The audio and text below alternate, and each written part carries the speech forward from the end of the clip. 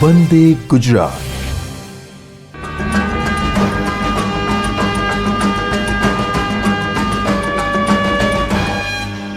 ગુજરાત સરકાર અને માધ્યમિક અને ઉચ્ચતર માધ્યમિક શિક્ષણ બોર્ડ ગાંધીનગરના સહયોગથી બાયસેગ સ્ટુડિયોના માધ્યમથી એક એવો વિચાર રજૂ કરવામાં આવ્યો કે નીટનું વિદ્યાર્થીઓમાં જે ચિંતાનું મોજું પ્રસરી વળ્યું છે એમને છેવાડાના વિદ્યાર્થીઓ સુધી નીટ વિશેનું શિક્ષણ બહુ સરળતાથી પહોંચે એટલે તત્કાલ યુદ્ધના ધોરણે આ કાર્યક્રમ પ્રસારિત કરવાનું આયોજન કરવામાં આવ્યું છે અને એના ભાગરૂપે સર્વ વિદ્યાલય હાઈસ્કૂલ કડી જિલ્લો મહેસાણા, હું રાજીવ જોશી આપની સમક્ષ ધોરણ 12 જીવ વિજ્ઞાનના ચેપ્ટર 7ના પ્રાજનનિક સ્વાસ્થ્યના બીજો ભાગ લઈને આપની સમક્ષ ઉપસ્થિત થયો છું. અગાઉ આપણે જે ચર્ચા કરી હતી એમાંથી કેટલાક પ્રશ્નો મલ્ટિપલ ચોઇસ એટલે કે બહુવૈકલ્પિક પ્રશ્નોની ચર્ચા આપણે પાઠ પૂરો થાય એ વખતે જોઈશું. એ સાથે સાથે જરૂરિયાત મુજબની વિડીયો પણ અહીંયા નિદર્શિત કરીશું. તો શરૂઆત આપણે કરીએ છીએ. અફળદ્રુપતા એમ્નિયોસેન્ટેસિસ સહાયક પ્રજનન પદ્ધતિઓ, જેને સામાન્ય રીતે મેડિકલની પરિભાષામાં ART તરીકે ઓળખવામાં આવે છે. એમ્નિયોસેન્ટેસિસ એ ગર્ભ જળ કસોટી અથવા તો AFT તરીકે ઓળખવામાં આવે છે. આ દાક્તરી પ્રક્રિયા જન્મ પૂર્વે રંગસૂત્રીય અનિયમિતતાઓનું નિદાન કરવા માટે ઉપયોગી છે. તેમાં વિકસતા ભ્રૂણની ફરતે આવેલ ઓલક કોથળીમાં ઓછા પ્રમાણમાં ગર્ભજળનો નમૂનો લેવામાં આવે અને તેના DNAનું જનનિક અનિયમિતતા માટે પરીક્ષણ કરવામાં આવે. મિત્રો, આ એક પદ્ધતિ જેને ભૂતકાળમાં કોરિયન બાયોપ્સી તરીકે પણ ઓળખવામાં આવતી હતી.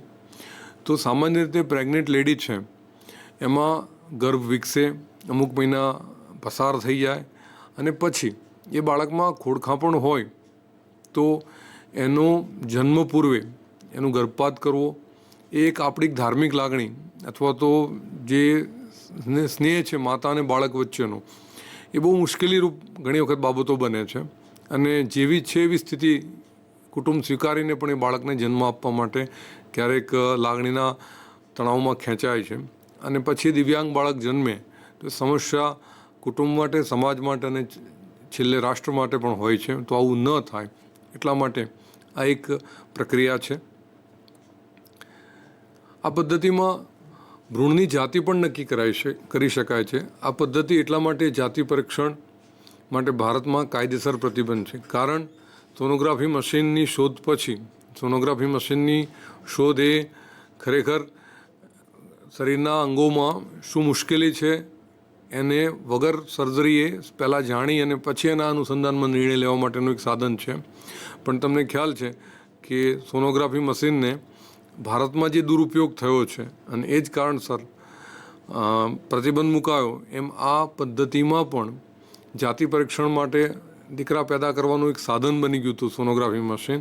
એમ આ પદ્ધતિ પણ એવું બન્યું કે જાતિ પરીક્ષણ કરાવીને લોકો માત્ર દીકરાને જ જન્મ આપવા માટે પ્રયત્ન કરવા લાગ્યા, જેથી ભારત સરકારે સમયાંતરે એના ઉપર પ્રતિબંધ મૂકવો પડ્યો. વિશ્વભરમાં અને ભારતમાં મોટી સંખ્યામાં દંપતીઓ ઇનફર્ટિલિટીનો સામનો કરે છે, તેથી તેઓ બાળક ઉત્પન્ન કરવા માટે અસમર્થ છે. હાલના સંજોગોમાં આપણી જે જીવનશૈલી છે અને રાસાયણિક ખાતરોની અસરો અને પર્યાવરણની જે નેગેટિવ અસરો મનુષ્યો ઉપર થઈ રહી છે એની જ આ બાબતો ડૉક્ટરો એવું માને છે, ગાયનેકોલોજિસ્ટ, કે અફળદ્રુપતા અત્યારે હાલના તબક્કામાં રેશિયો ખૂબ વધી રહ્યો છે. ભારતમાં મોટે ભાગે હંમેશા સ્ત્રીઓને તે માટે દોષિત ગણવામાં આવે છે, પણ તે સાચું નથી. સમસ્યા નર અથવા માદા સાથી બંનેમાં હોઈ શકે, પણ મોટાભાગે ભારતીય વાતાવરણમાં સ્ત્રીને જ અભાગણી ગણવામાં આવે છે, પણ ખરેખર એવું હોતું નથી. ઇનફર્ટિલિટી ક્લિનિક આવું નિદાન કરવામાં મદદ કરે છે અને આવી ખામીઓનું નિવારણ કરી દંપતીઓને બાળક પ્રાપ્તિ કરાવે છે, જે હાલના તબક્કે એક આશીર્વાદ સ્વરૂપ પદ્ધતિ ગણવામાં આવે છે. દંપતીઓને બાળક પ્રાપ્તિમાં સહાય કેટલીક વિશિષ્ટ પદ્ધતિઓ કે જેને સામાન્ય રીતે સહાયક પ્રજનન પદ્ધતિ અથવા તો ART તરીકે ઓળખાય છે કે તેના દ્વારા કરવામાં આવતું હોય છે. સહાયક પ્રજનન પદ્ધતિ એટલે કે ART એ સામાન્ય શબ્દ છે જેને કૃત્રિમ અથવા તો અર્ધકૃત્રિમ પદ્ધતિઓ દ્વારા ગર્ભ પ્રાપ્ત તેવો અર્થ એનો થાય છે. ARTની સામાન્ય પદ્ધતિ કઈ કઈ ગણી શકાય? તો આવો એક હેતુલક્ષી પ્રશ્ન પણ આપણે વિચારી શકીએ કે ઇન વિટ્રો જે ફલન છે જેને IVF કહેવામાં આવે છે, અથવા ઝાયગોટ ઇન્ટ્રાફોલોપિયન ટ્રાન્સફર અથવા ગેમેટ ઇન્ટ્રાફોલોપિયન ટ્રાન્સફર જેને IVF, ઝિફ્ટ અથવા ગિફ્ટના નામે ઓળખાય છે. મિત્રો, આના પૂર્ણ સ્વરૂપના નામ પણ તમારે યાદ રાખવા જરૂરી છે, અથવા કઈ પદ્ધતિ આમાં યોગ્ય છે અથવા આના કેટલા પ્રકારો છે એવો કોઈ ક્વેશ્ચન આવે તો પણ તમે આને ધ્યાનમાં રાખજો. સામાન્ય રીતે અહીંયા એક ચાર્ટ આપ્યો છે કે IVFમાં શું કરી શકાય, ઝિફ્ટમાં શું કરી શકાય અને ગિફ્ટમાં શું કરી શકાય. તો જે તમારી ઓછા સમયમાં યાદ રાખવા માટેની એક આ પદ્ધતિ છે, તો એને બરાબર નિહાળી લો કે જેથી કરીને તમને ખ્યાલ આવે, કારણ કે આપણે બહુ ઓછા સમયમાં પ્રશ્નને ન્યાય આપવાનો હોય છે.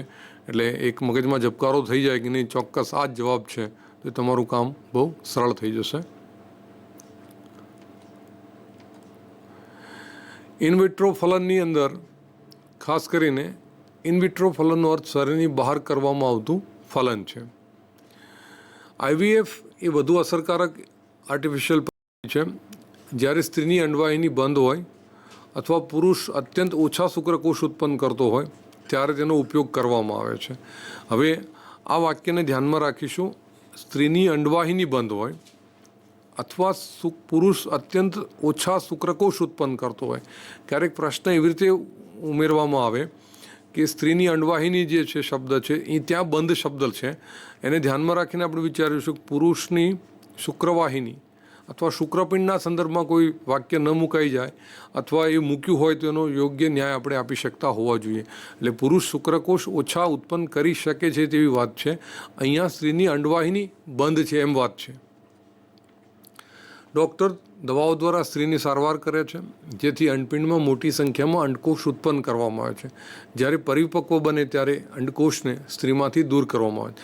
સામાન્ય સંજોગોમાં આપ જાણો છો કે સ્ત્રીમાં દર 28 દિવસે સરેરાશ એક અંડકોષ સરેરાશ આપણે વિચારીએ તો પેદા થતા હોય છે, પણ અહીંયા હોર્મોનલ ટ્રીટમેન્ટથી મહત્તમ અંડકોષ ઉત્પન્ન થાય એવું આયોજન કરવામાં આવે છે.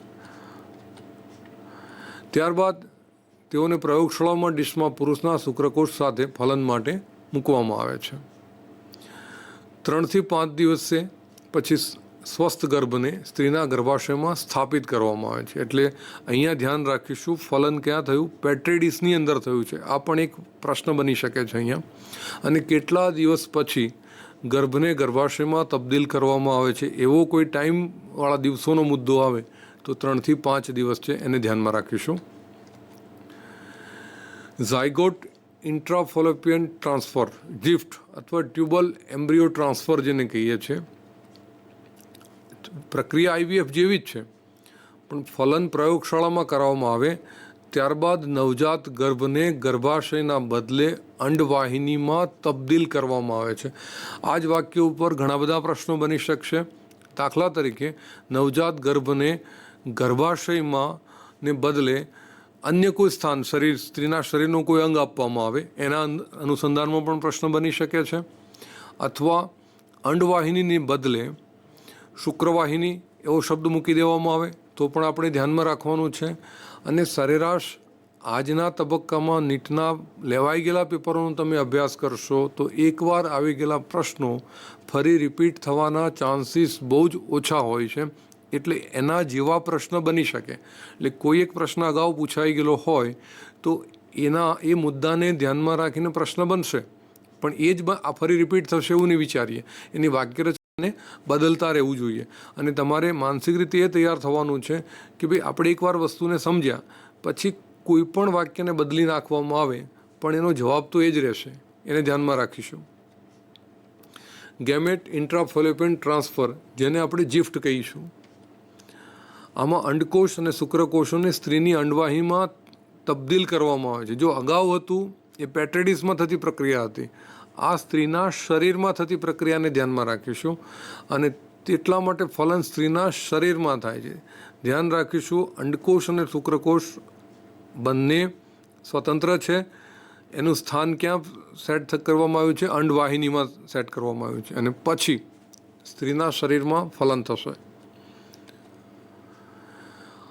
ARTની પ્રક્રિયાઓ કેટલીક વાર દાતા અંડકોષો, એટલે કે માનો કે કોઈ સ્ત્રી છે એ પોતે અંડકોષ ઉત્પન્ન કરી શકતી નથી અથવા એના નજીકના કુટુંબીજનો એને અંડકોષ આપવા માટે તૈયાર છે, અથવા તદ્દન અજાણી વ્યક્તિ કે જેના માધ્યમ ડૉક્ટર સિવાય એ અંડકોષ કોના છે, જેણે લેબમાં કલેક્ટ કર્યું છે અથવા લેબમાં ડોનેટ કર્યું છે, એ વ્યક્તિ પણ ઘણી વખતે અજાણી હોય છે કે ભાઈ એનો અંડકોષ કઈ જગ્યાએ શિફ્ટ કરવામાં આવ્યો છે, અથવા દાતા શુક્રકોષો અથવા અગાઉથી થીજવેલ ગર્ભ સાથે સંકળાયેલા હોય છે.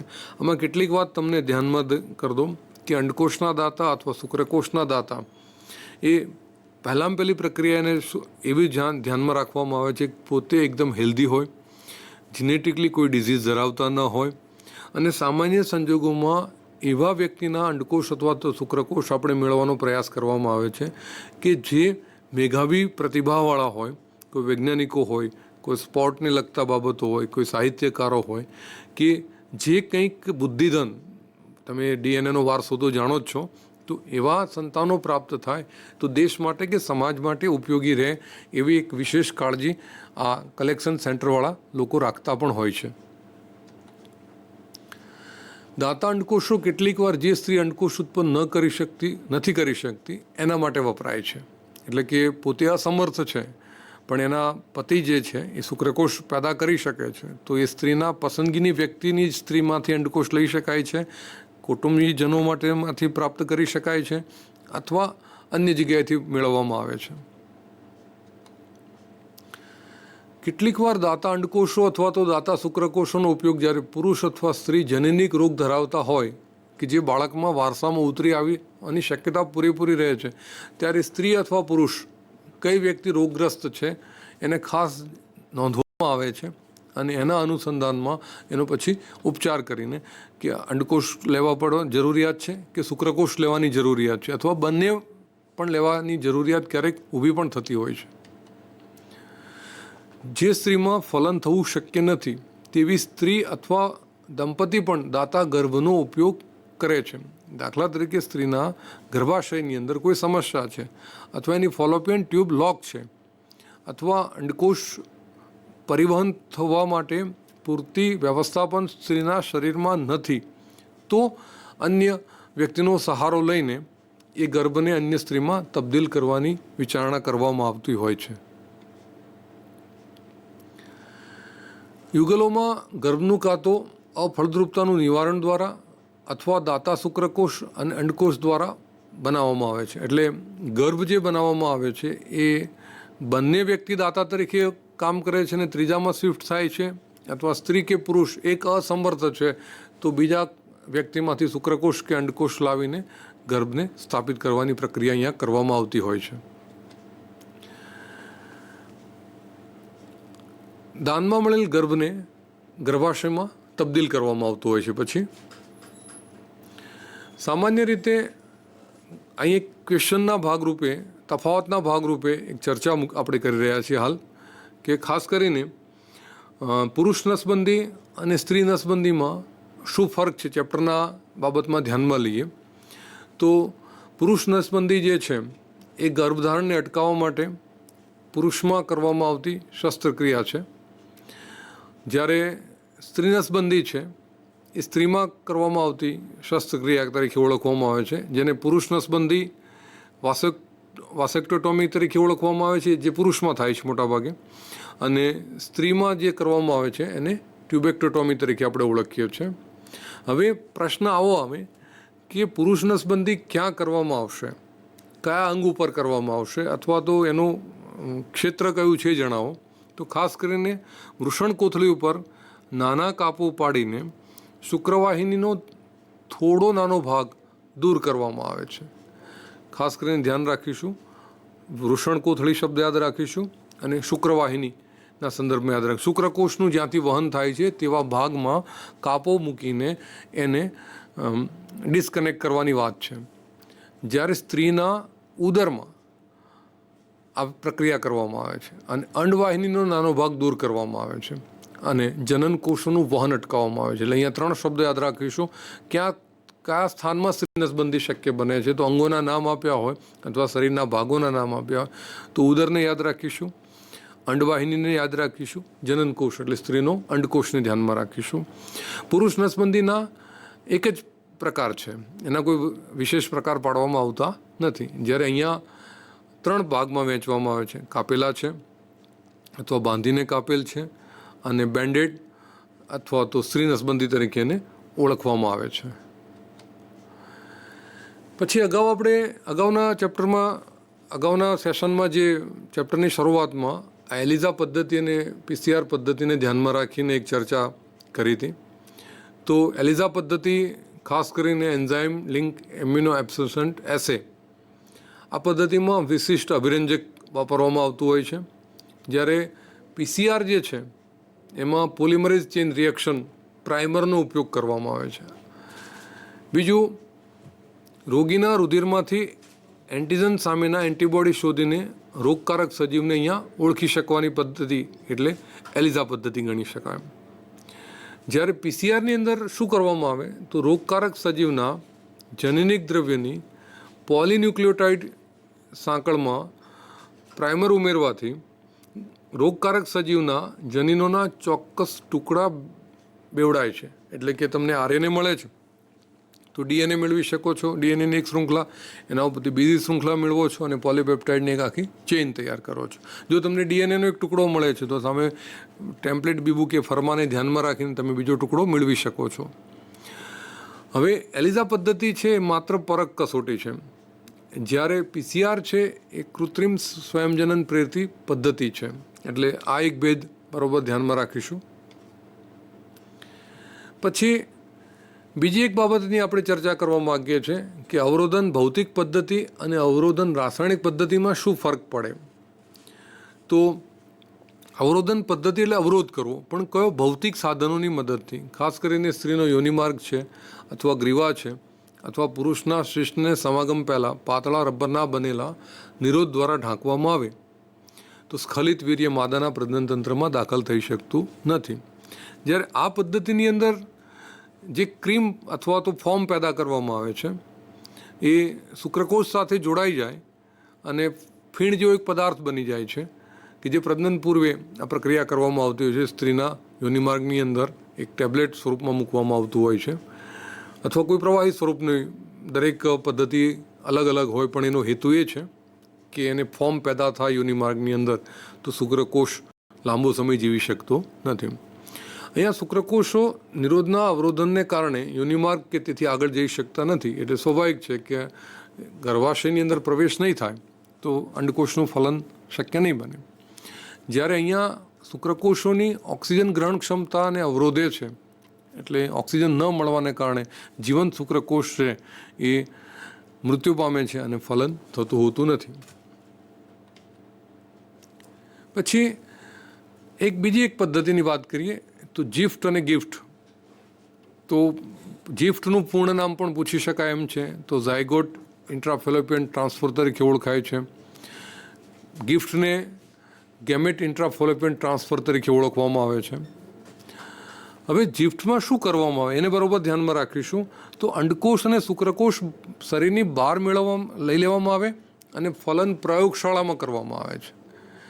જ્યારે જિફ્ટની અંદર બરાબર ધ્યાન રાખીશું, અંડકોષ અને શુક્રકોષ મેળવીને ફલન અંડવાહિનીના અંદર કરવામાં આવે. માનો કે કોઈ એક આકૃતિ છાપી હોય અને એની વચ્ચે એરો માર્યો હોય કે એક બાજુ અંડપિંડ બતાવ્યું હોય, એક બાજુ ગર્ભાશય બતાવ્યું હોય, એક બાજુ ફોલોપિયન ટ્યુબનો હિસ્સો બતાવ્યો અને ત્યાં એરો મારીને પૂછ્યું હોય કે અહીંયા ગર્ભને તબદીલ કર્યો તો કઈ પદ્ધતિ લાગુ પડશે, અહીંયા શુક્રકોષ અને અંડકોષને ત્યાં સ્થળાંતરિત કરવામાં આવે તો કઈ પદ્ધતિ લાગુ પડશે.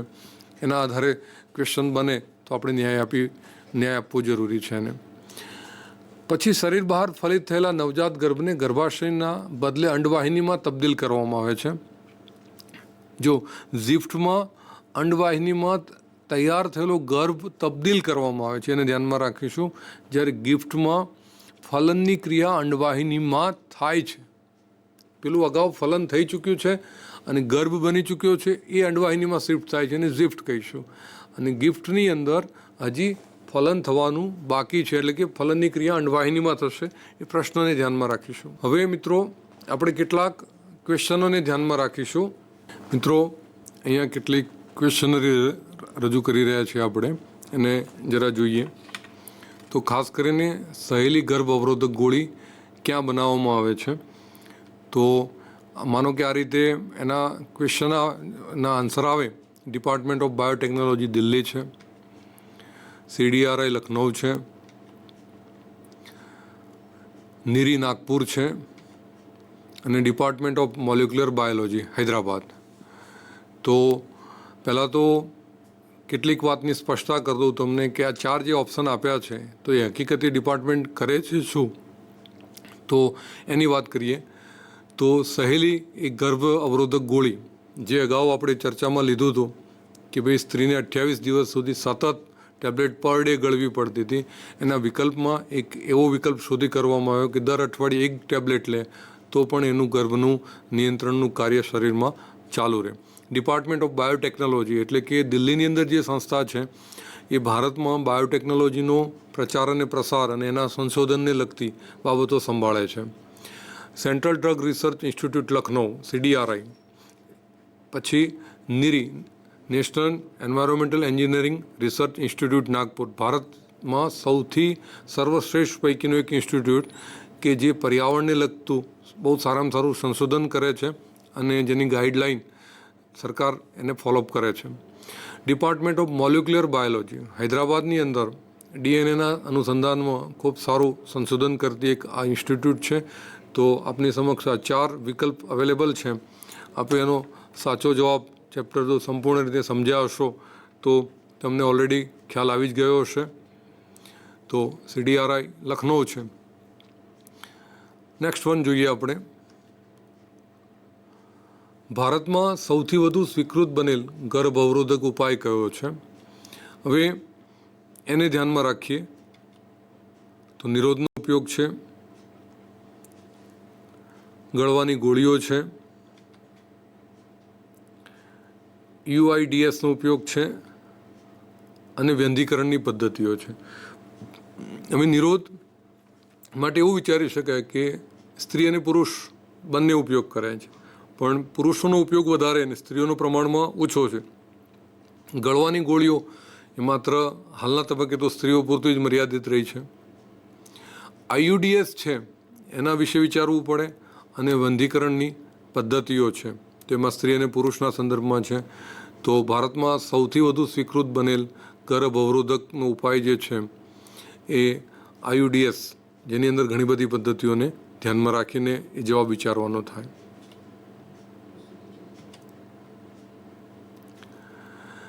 તે STDSનો પ્રકાર છે એવું કહેવામાં, અથવા તો STDS સાથે શું લાગુ પડે છે એવું પૂછવામાં આવે તો સિફિલસ છે, હેપેટાઇટિસ B છે,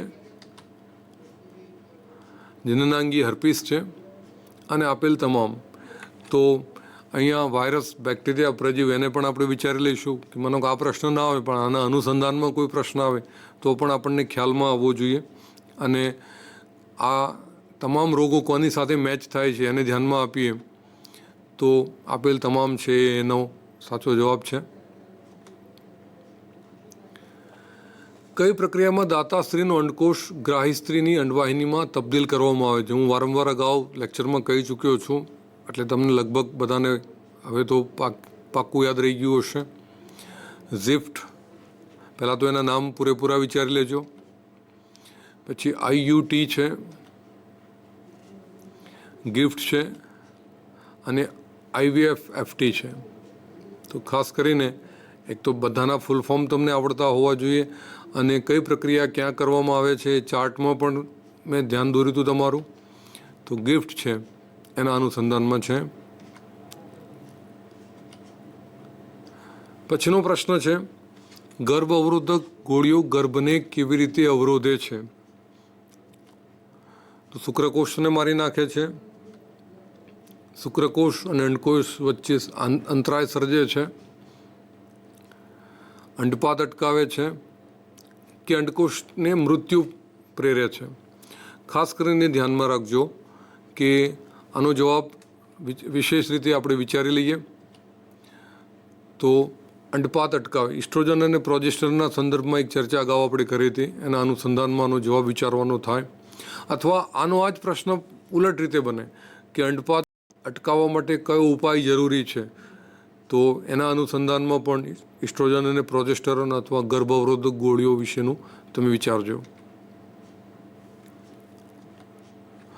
એમ્નિયોન્ટ્રીસિસ માટે મદદરૂપ શેના માટે ઉપયોગી છે? તો અફળદ્રુપ દંપતીઓ માટે, જનીનિક અનિયમિતતાના પરીક્ષણ માટે,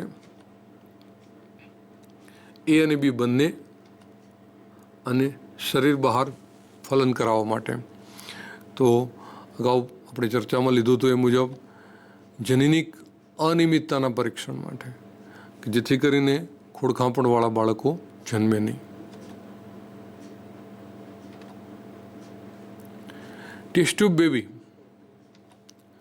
તો અંડપિંડમાંથી યુગ્મનજને બહાર કાઢવામાં આવે છે અને તેને માધ્યમમાં ઉછેર કર્યા બાદ ગર્ભાશયમાં તબદીલ કરવામાં આવે છે.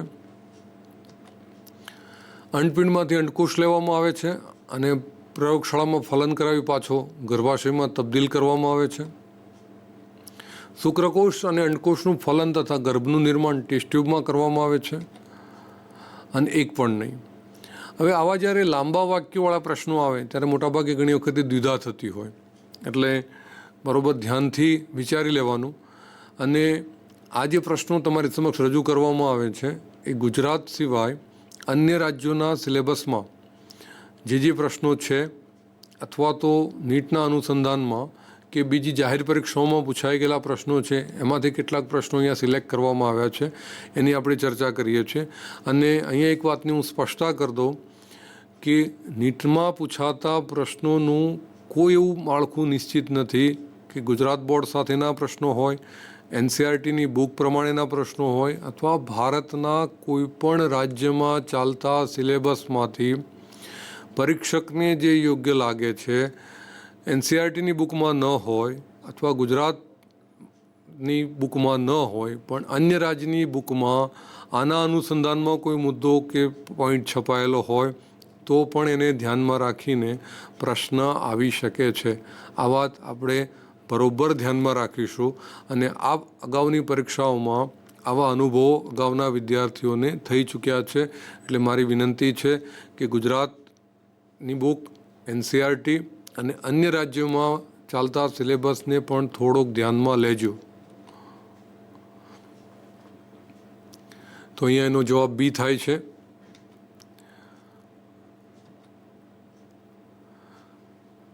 ગળવાની ગર્ભ અવરોધક ગોળીઓમાં પ્રોજેસ્ટેરોન હોય છે, જેના કારણે તેનું કાર્ય શું છે એને ધ્યાનમાં લઈએ તો અંડપાત અટકાવવાનું છે, ફલન અટકાવવાનું છે, ગર્ભ સ્થાપન અટકાવવાનું છે અને ગર્ભનું વિભાજન અટકાવવાની પ્રક્રિયા છે. તો ખાસ કરીને અગાઉ આપણે ચર્ચા કરી હતી એટલે એ પ્રશ્નને અનુસંધાનમાં બીજો એક એના જેવો જ પ્રશ્ન અહીંયા મૂક્યો છે કે અંડપાત અટકાવવાનું કાર્ય છે. કોપરટી કોનું નિર્માણ અટકાવે છે એ વાત કરી લઈએ અહીંયા. તો અંડપાત અટકાવે છે, યુગ્મનજને અટકાવે છે, ફલનને અટકાવે છે કે વિભાજનને અટકાવે છે. અંડપાત એટલે અંડકોષનું નિર્માણ થવાની પ્રક્રિયા, ફલન એટલે શુક્રકોષને અંડકોષ જોડાવાની પ્રક્રિયા, કોષ વિભાજનની પ્રક્રિયા એટલે સંખ્યામાં વધારો થવાની પ્રક્રિયા. તો યુગ્મનજ જે છે એને બનતું અટકાવે છે. કારણ કે કોપર જે ધાતુ છે એના ગુણધર્મને ધ્યાનમાં લઈને આ સાધન બનાવવામાં આવેલું છે.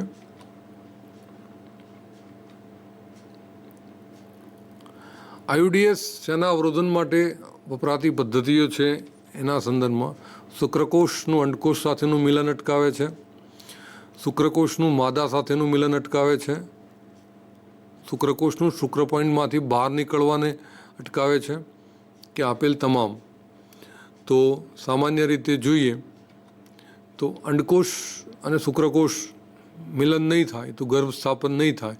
તો અગાઉ જે ચર્ચા કરી હતી એના અનુસંધાનમાં આ પદ્ધતિ સૌથી વધારે સફળ છે. એમનિયો એસેન્ટેસિસ કસોટીમાંથી પ્રવાહી ક્યાંથી બહાર કાઢવામાં આવે છે એવું તમને પૂછવામાં આવે તો મોનોપોઝ, દૂધસ્ત્રાવ, ગર્ભજળ અને એક પણ નહીં. હવે મોનોપોઝ કોને કહેવાય તો સ્ત્રીમાં સરેરાશ 16 વર્ષે માસિક સ્ત્રાવ શરૂ થાય એ ઋતુસ્ત્રાવની ક્રિયા અને રજોદર્શન અને રજો નિવૃત્તિ એવા 2 શબ્દો આપણી બુકમાં છે.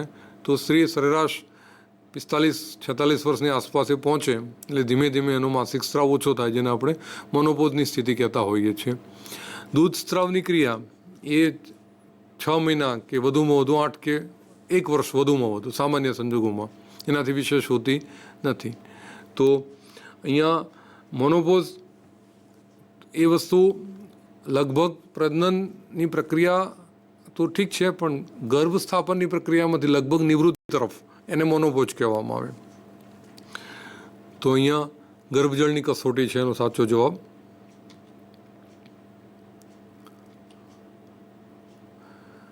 ટ્યુબેક્ટોમી બંધીકરણ પદ્ધતિ કોની માટે વપરાય છે તો તફાવતમાં પણ આપણે ચર્ચા કરી હતી હમણાં. પુરુષ અને સ્ત્રી બંને માટે ઉપયોગી છે. ફક્ત પુરુષો જ માં એ કરવામાં આવે છે. ફક્ત સ્ત્રીઓ માટે જ એ શક્ય છે કે સગર્ભા સ્ત્રીઓ માટે જ છે તો એનો સાચો જવાબ છે ફક્ત સ્ત્રીઓ માટે જ. તે જન્મદર નિયંત્રણ માટેની પદ્ધતિ છે. HTF, ઝિફ્ટ, IUDS અને IVF-FT. તો IUDS.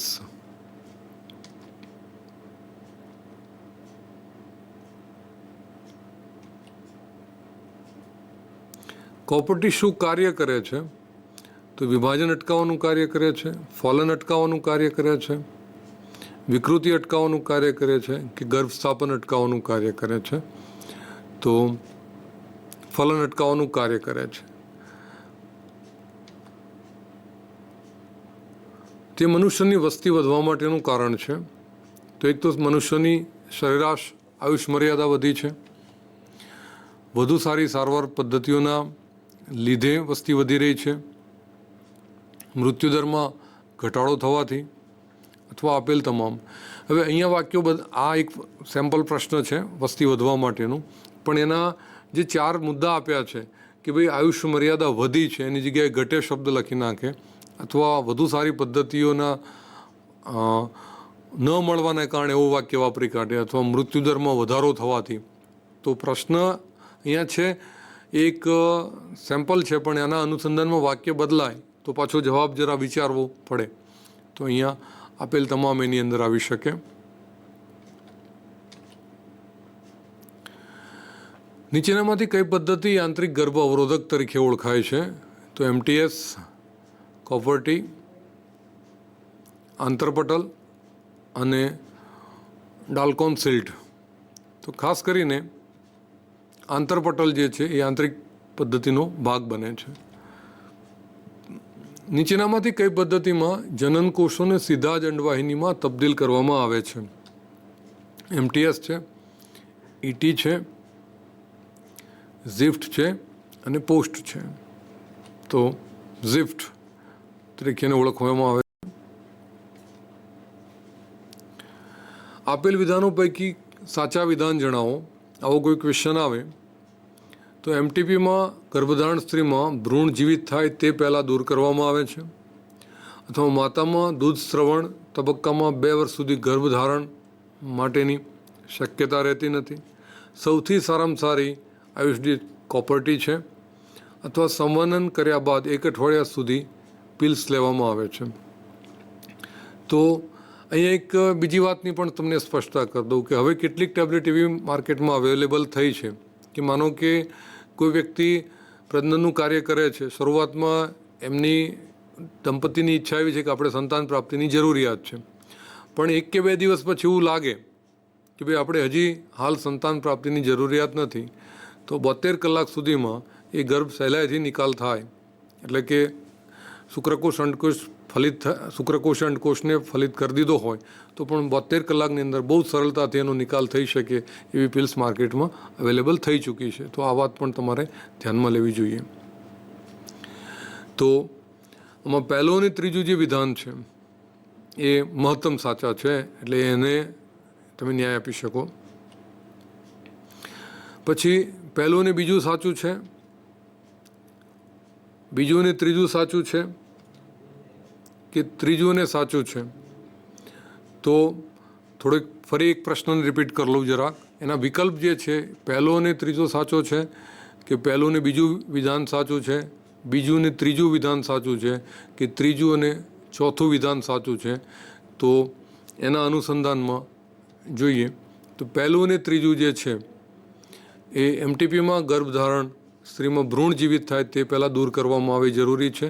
અને સૌથી સારામાં સારી પદ્ધતિ તો આઈયુડીએસ અને કોપરટીના સંદર્ભમાં વિચારી શકાય. 11 જુલાઈ દિવસ શેના માટે ઉજવવામાં આવે છે? તો વિશ્વ વસ્તી દિન, નો ટોબેકો ડે, વિશ્વ પર્યાવરણ દિવસ અને વિશ્વ તંદુરસ્તી દિવસ. તો આપણે જેના માટે આજે જે ચેપ્ટર ચલાવી રહ્યા છે તો એના અનુસંધાનમાં વિશ્વ વસ્તી દિન માટે છે. તે ગળવાની ગર્ભ અવરોધક ગોળીઓમાં આવેલ રસાયણ છે. તો ખાસ કરીને પ્રોજેસ્ટેરોન, ઓક્સિટોસિન, રિલેક્સેસિન અને એક પણ નહીં. આ અંતઃસ્રાવો જે છે એ આપણું શરૂઆતના જે ચેપ્ટરો છે પિચ્યુટરી ગ્રંથિના સંદર્ભનું અથવા તો અંતઃસ્રાવોની બાબતો 6થા પાઠની અંદર પણ છે અને 7મા પાઠમાં છે. તો ઇસ્ટ્રોજન અને પ્રોજેસ્ટેરોનવાળી વાત તો ખ્યાલ હશે, ઓક્સિટોસિન અને રિલેક્સેસિન. તો પ્રસ્તુતા સ્ત્રી માટેની બાબતોને ધ્યાનમાં રાખીશું. અને પ્રોજેસ્ટેરોન છે એ અંડપાતની ક્રિયાવાળી આગળ વાત ચર્ચા કરી એના અનુસંધાનમાં છે. એઇડ્સ માટે શું સાચું છે? તો મારક ટી કોષોની સંખ્યામાં ઘટાડો કરે છે, મદદ કરતા ટી કોષોની સંખ્યામાં ઘટાડો થાય છે, એટલે કે એને હેલ્પર સેલ પણ કહેવામાં આવે છે. અને મારક ટી કોષોને કિલર સેલ તરીકે પણ ઓળખવામાં આવે છે. ઇન્ટરફોરેનનું ઉત્પાદન કરવાની ક્ષમતામાં ઘટાડો થાય છે અને સ્વરોગ પ્રતિકારકથી થતો રોગ છે. તો મદદ કરતા ટી કોષોની સંખ્યામાં શરૂઆતમાં બેહદ ઘટાડો થવાની શરૂઆત થાય.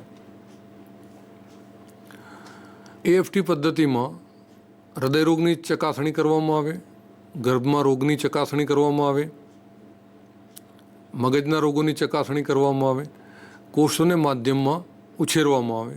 તો એના સંદર્ભમાં એ રોગ ચકાસણી માટેની પદ્ધતિ છે એક.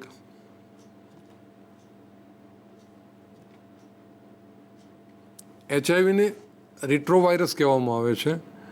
જનીન દ્રવ્ય ડીએનએને બદલે આરએનએ છે, જનીન દ્રવ્ય આરએનએને બદલે ડીએનએ છે, પ્રોટીનયુક્ત કવચ ધરાવે છે અને એક પણ નહીં. તો ડીએનએ અને આરએનએ બાબતમાં તમને ખ્યાલ હોવો જોઈએ કે સુકોષ કેન્દ્રીય સજીવો છે તો ડીએનએના સંદર્ભમાં વિચારવાનું થાય. અને નિમ્ન કક્ષાના અથવા વાયરસ છે તો એના માટે તો ફરજિયાત મોટાભાગે આરએનએના સંદર્ભમાં વધારે વિચારવું જોઈએ. તો ડીએનએને બદલે આરએનએ છે. તો અહીંયા આપણી વાતને હું વિરામ આપું છું. અને મિત્રો, આ સાથે એક આઈવીએફના અનુસંધાનમાં એક વિડીયો છે, આપ નિહાળો એટલે ઘણા બધા પ્રશ્નો તમારા અહીંયા સોલ્વ થઈ જશે. The menstrual cycle of fertile women usually lasts about a month. During this time, and under the influence of the body's own natural hormones, a tiny sac within the ovary containing an egg grows to about the size of a grape. At a point midway in the cycle, the egg is released from the ovary and ovulation occurs. Ovulation is also regulated by hormones.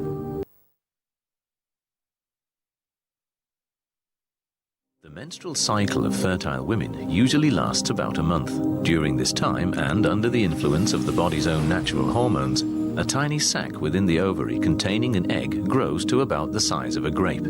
At a point midway in the cycle, this egg is released from the ovary and ovulation occurs. Ovulation is also regulated by hormones. The egg, which from this moment on is ready for fertilization, then passes into the uterine tubes to await the arrival of fertile sperm. Ovulation is a naturally occurring event, and the desire to have children is a similarly natural instinct. But that instinct cannot always be fulfilled. The causes of unwanted childlessness are numerous, but so are the means of treating them.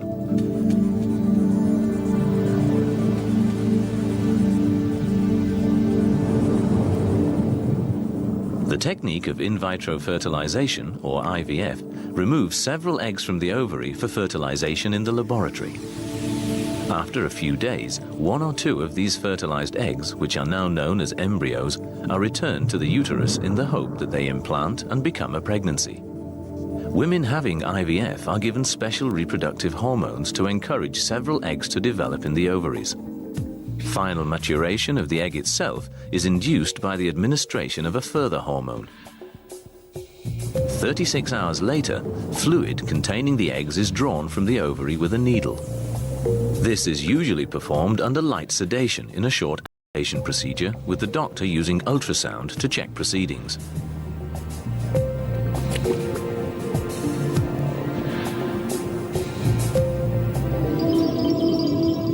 The eggs collected from the ovary are then mixed with a sample of the male partner's sperm, which has already been washed and concentrated. The eggs and sperm are left in an incubator set at 37 degrees for 24 hours so that fertilization can take place. During this time, only one of the many sperm cells will penetrate the outer layer of the egg and achieve fertilization. Following fertilization, the cells divide and multiply and form an embryo. After 2 or 3 days, a healthy embryo will comprise around 8 cells. It is then transferred to the uterus by means of a thin, flexible tube, where it is left to implant and form a pregnancy.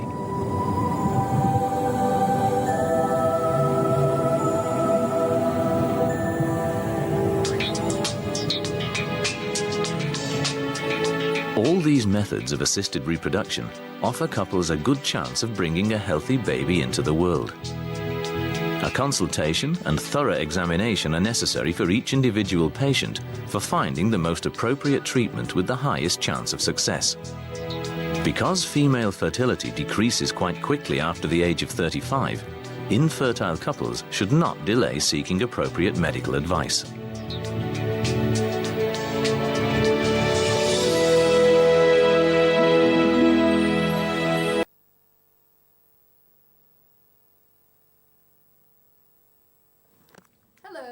We're going to talk about how to properly use the female condom, a condom that women would insert inside their vaginas for vaginal sex. So this is what the packaging looks like. You would find the expiration date inside this fold. It's the second set of numbers. To open the condom, there's a notch right here by this arrow, and you would pull down from the notch just like this. Nice and easy.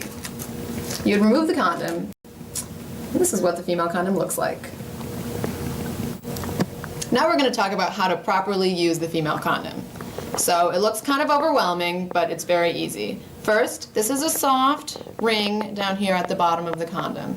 And this is the outer ring that will hang outside your vagina once it's in properly. So to use it, you would pinch the ring kind of like a pencil. It's very lubricated, so it's slippery and like hard the first time, but it gets easier. So you pinch the ring in line with the condom. Don't grab it sideways like this. That's the wrong way. So hold it kind of like a pencil, pinch it like this. Once it's pinched between your fingers, you would insert it into your vagina like this. Once it's in all of the way with the ring, you can put your fingers in this way and push the ring all the way up the rest of the way to your cervix. You'll feel the ring open up. As you can see right here, it's open. Once it's like that, you won't be feeling the ring inside you anymore. If you can still feel it, it's not in all the way. This part of the condom hangs out to help protect you from any skin-to-skin transmitted infections like herpes or HPV, the virus that causes genital warts. And it's important that you make sure that the penis or the toy goes inside the condom and not next to the condom, which can very easily happen. So either hold the condom down like this or guide the penis or the toy into the condom. After you're done, you would take the condom and twist it up like this to lock any fluid inside, and then pull it out, and then throw this in the trash. Easy. તો મિત્રો, આપણે સમગ્ર ચેપ્ટરને બે ભાગમાં નિહાળ્યું. પહેલાં theoretical બાબતો લીધી, વચ્ચે વચ્ચે શરૂઆતમાં જે પ્રશ્નો આવતા હતા એની ચર્ચા કરી, કેટલીક વિડીયો આપણે અંદર મૂકી છે એ પણ જોઈ, અને છેલ્લે MCQના સંદર્ભમાં આપણે પ્રશ્નોની ચર્ચા કરી. તો આશા રાખું છું કે આપને મારી વાત પસંદ આવી હશે. જય હિન્દ, જય ભારત.